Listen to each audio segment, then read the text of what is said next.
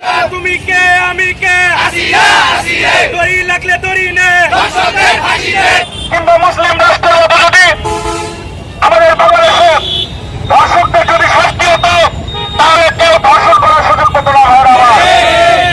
আপনারা সামাজিক যোগাযোগের মাধ্যমে জানতে পেরেছেন গতকালকে আমাদের পঞ্চতলা উপজেলার শের ইউনিয়নে 10 বছরের একটি মেয়েকে ধর্ষণ করা হয়েছে। হয়তো অনেকেই জানেন না। ধর্ষণ হওয়ার পরপরই আমার কাছে যখন খবর আসে যে 10 বছরের একটি শিশু ধর্ষণ হয়েছে, তাৎক্ষণিক আমরা থানায় যাই।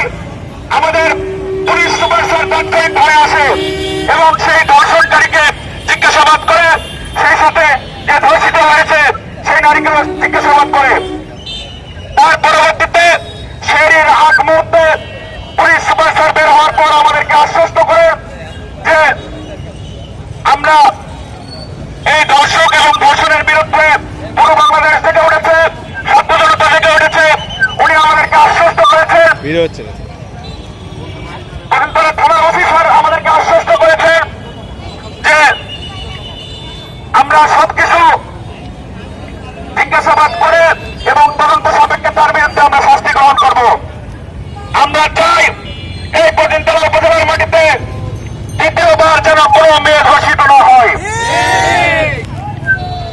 সকল কিশোরীকে এবং সকল নারীদেরকে নিজেদের নিরাপত্তা নিজেরাই দিতে হবে। সেই সাথে আমাদের ভাইদের কাছে অনুরোধ করব, আপনারা প্রত্যেকটা নারীকে নিজের খুনের নজরে রেখে সকলের নিরাপত্তা আপনাদেরকে নিশ্চিত করতে হবে। বর্তমান যে সরকার আছে তত্ত্বাবধায়ক সরকার, এই সরকার কোন দলীয় সরকার নয়। এই সরকার আমাদের সকলের, তাই নিজ নিজ জায়গা থেকে আমাদের সকলকে এই সরকারের সকল ধরনের সহযোগিতা করতে হবে। যেখানে অপরাধ দেখবেন প্রশাসনকে জানাবেন, যেখানে নিপীড়ন নির্যাতন দেখবেন আপনারা সকলে প্রশাসনকে জানাবেন।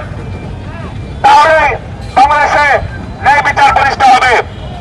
আজকের এই মানববন্ধন ও প্রতিবাদ সমাবেশ এই রোদ্রতে রোজার সময়ে সফল করার জন্য সকলকে ধন্যবাদ এবং কৃতজ্ঞতা জানিয়ে আগামী দিনে যে কোনো যৌক্তিক আন্দোলনে আমরা আপনাদের পাশে থাকার